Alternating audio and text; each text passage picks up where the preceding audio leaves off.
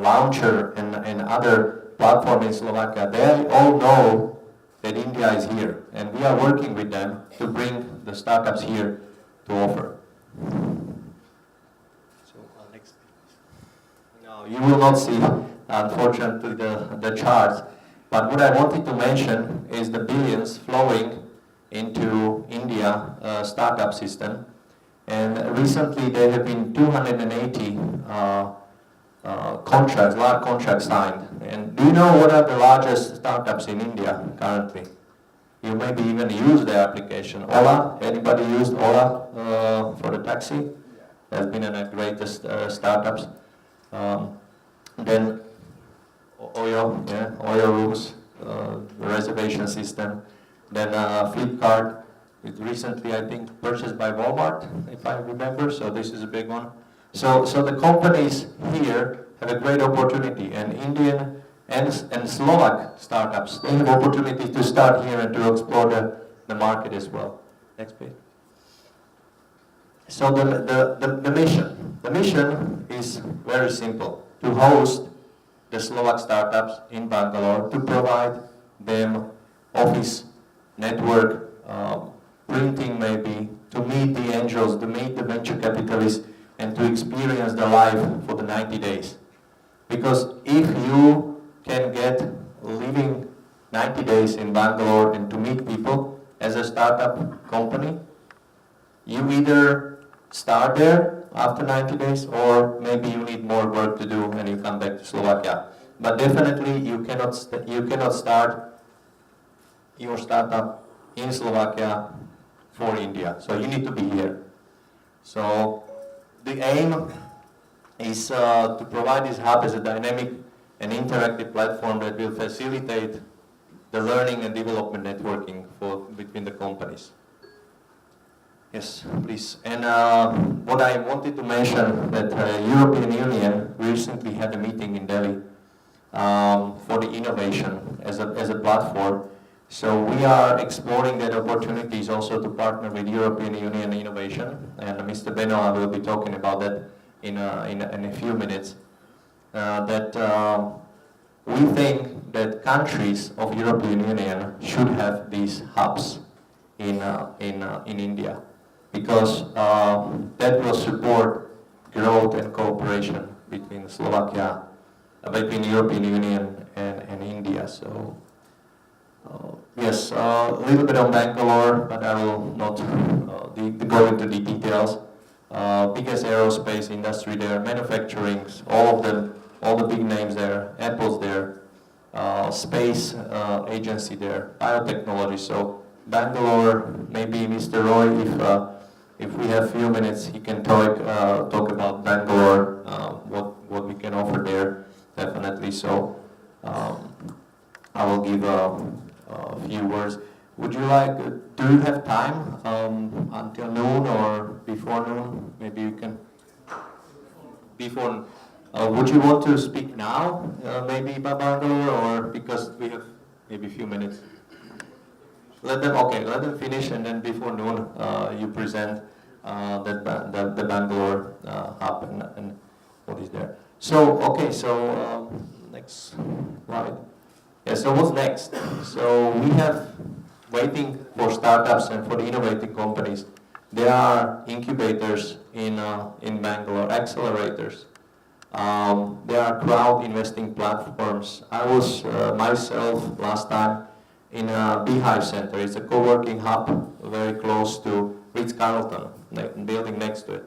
So this is there are international companies from Japan, from Europe, from all over the world, in working there together and creating their startups to be present in India. So thank you very much. Please ask me after if you have any questions about how to get to Bangalore or even how to go to Slovakia, because we as an Indian Chamber of Commerce, we would like to welcome definitely Indian companies who would like to start their operation in Central Europe, for example, because I consider Slovakia as a gateway to Central Europe. So thank you very much. So, and now we'll turn to a facilitator. Please let me welcome Mr. Benoit.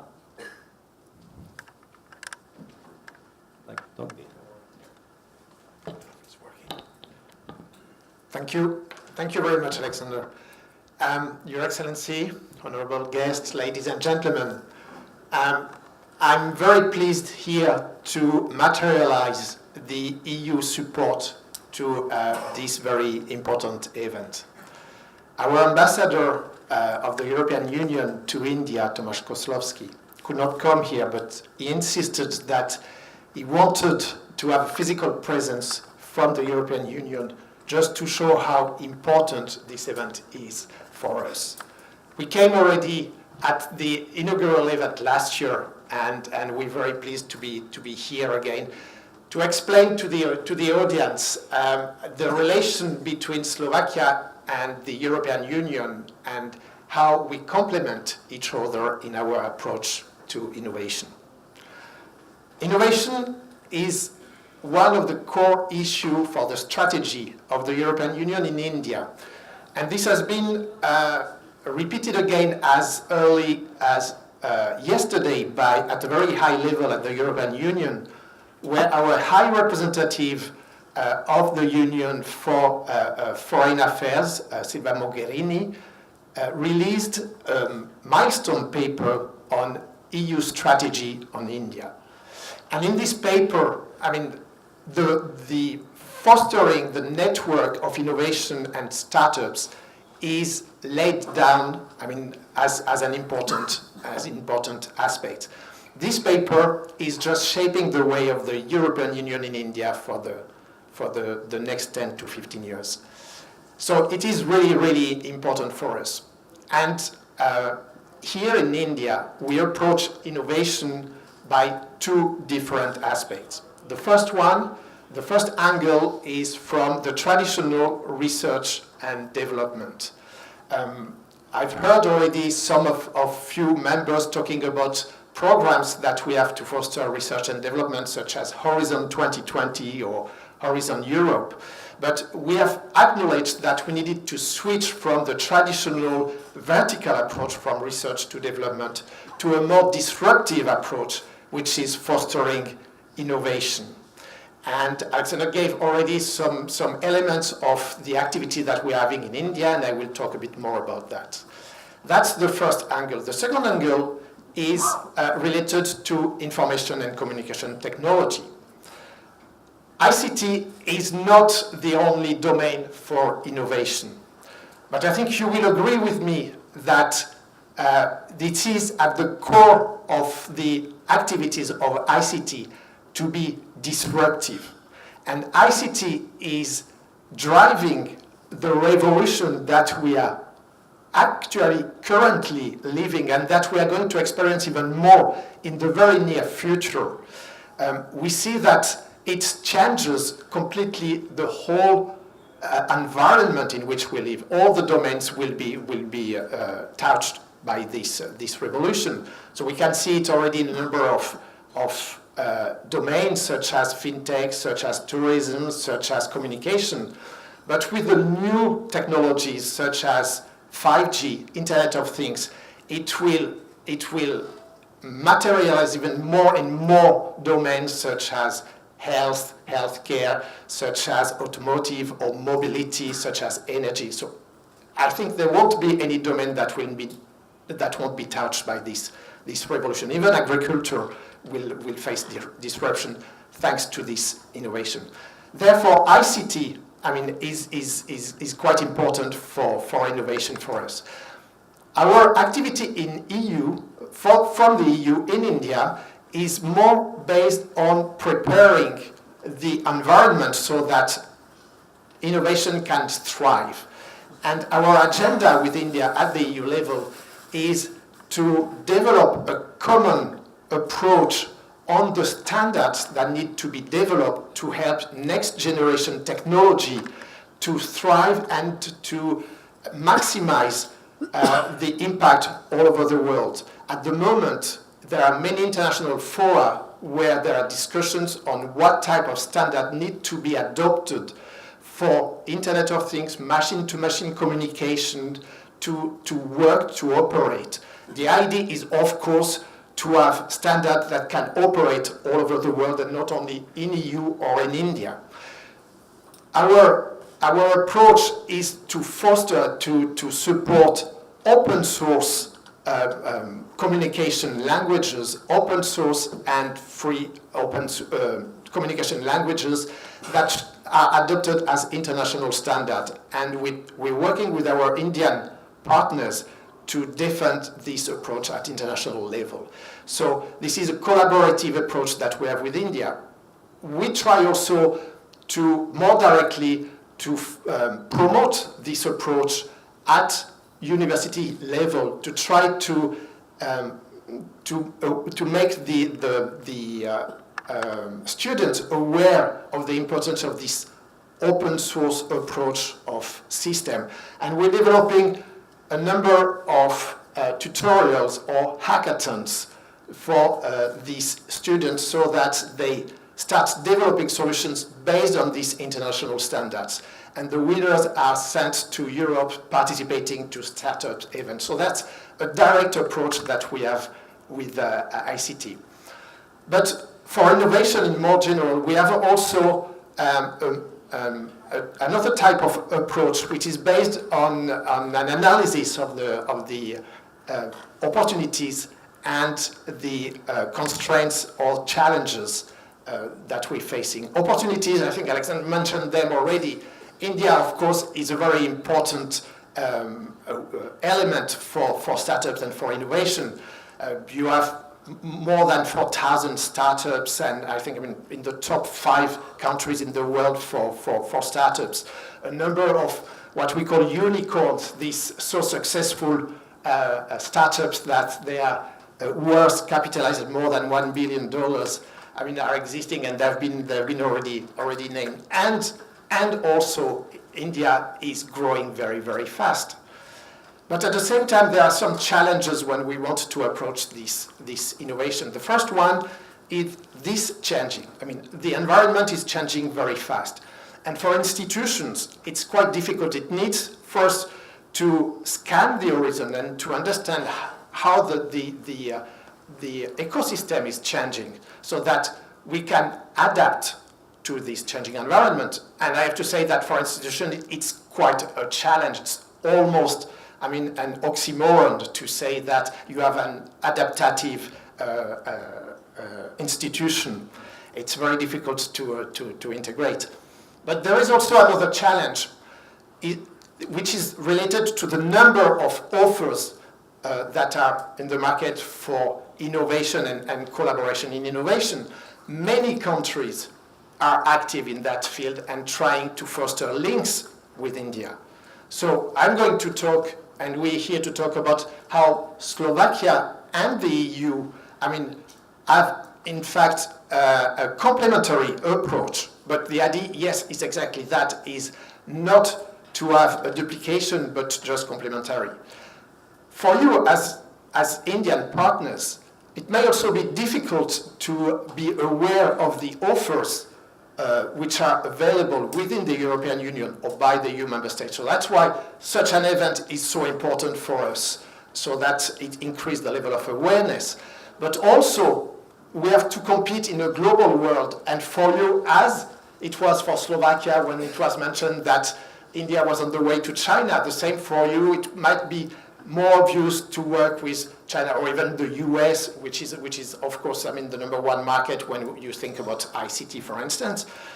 And there we need to raise this awareness.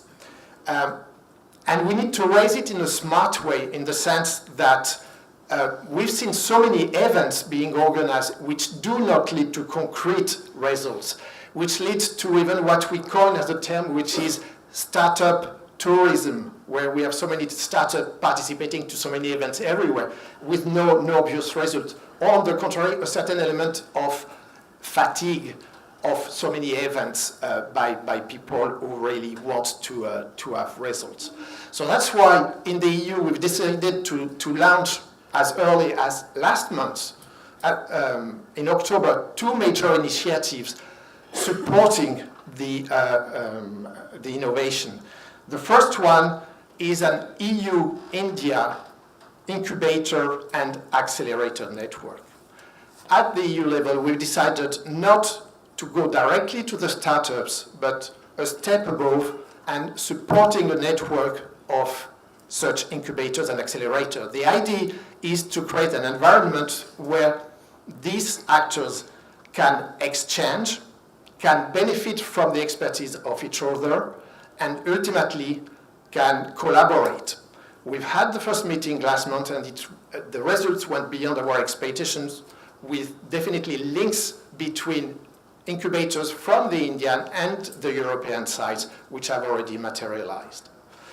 The second major initiative that was launched also last month is this EU innovation platform that you mentioned.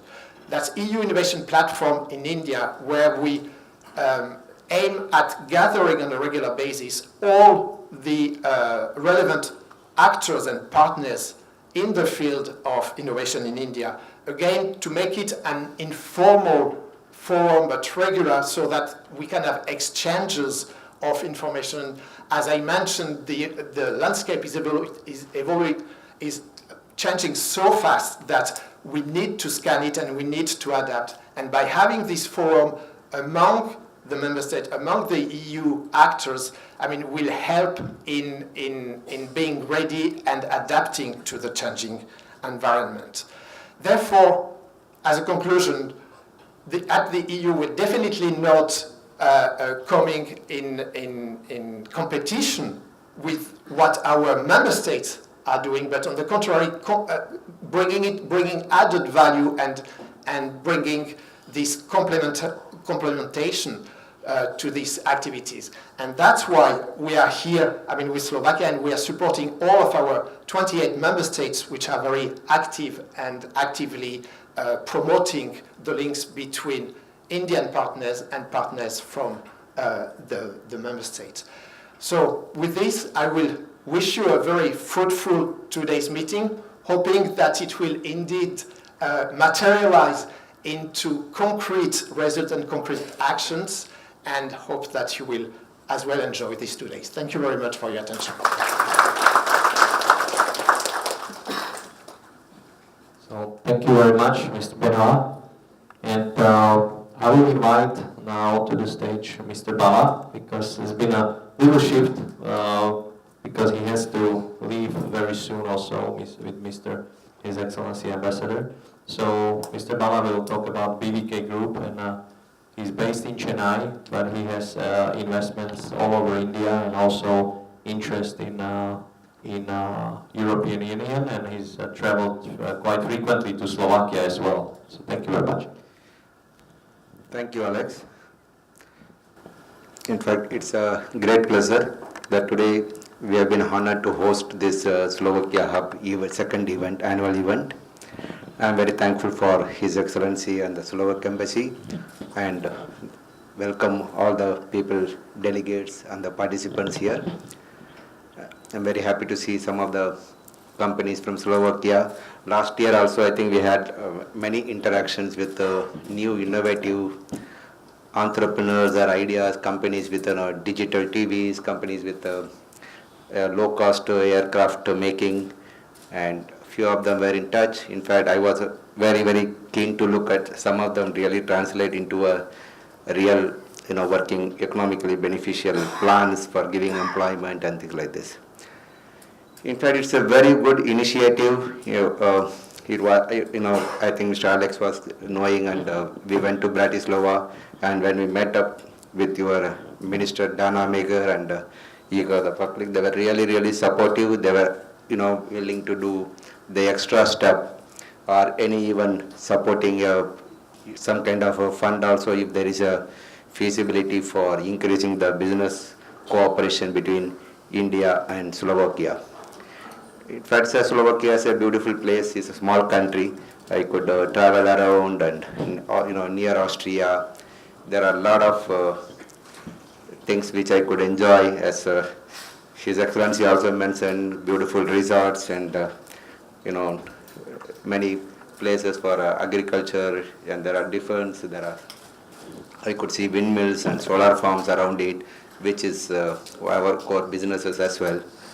So I see there is a lot of cultural connectivity also, between I myself being born in a community here in Tamil Nadu, Saurashtra community, Gujaratis kind of thing, and Slovakians, when I see their families, when I see the names and things like this, I could find that many of them are common. So definitely I see there is a scope if Indian companies and Slovakian companies, if they can partner and build businesses, there will be a cultural compatibility as well.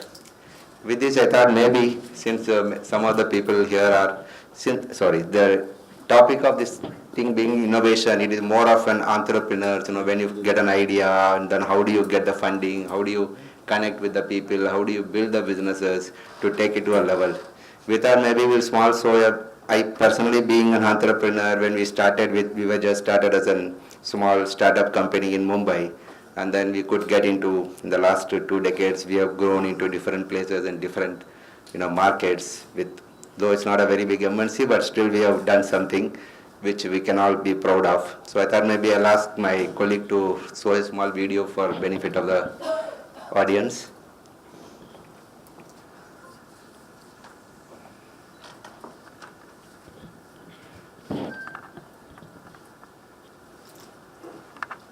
Space. These Panch Mahabhutas are a never-ending source of energy that can be used to sustain life. Existence is nature, made up of 5 elements: wind, water, earth, sun, and space. These Panch Mahabhutas are a never-ending source of energy that can be used to sustain life on the planet for generations to come. With years of experience, we have the answers for energy, food, health, wealth from these sources. An Indian multi-diversified conglomerate is committed to efficiently use the 5 elements of nature without damaging the environment for the future of humanity. BVK Group, we care. BVK Group was founded by Mr. Bala Kutti with a vision to build economically sustainable institutions that work with the gifts of nature and multiply them for wealth creation. With over 2 decades of experience, he has created a network of associates, motivated teams, and workforce who believe in his vision. He has empowered individuals to think beyond their limitations and grow in life. His successful track record encompasses investing, mentoring, creating value from promising ideas and companies, and exiting with profits for all stakeholders, for reinvesting in next bigger opportunities. Successful operations of promoted ventures, direct and indirect employment to more than 300 families, contribution of 200 plus million Indian rupees to taxes are a standing testimony for the credentials of Mr. Bala Kutti, an alumni of Stanford University, USA, an investment banker turned promoter, creating many success stories.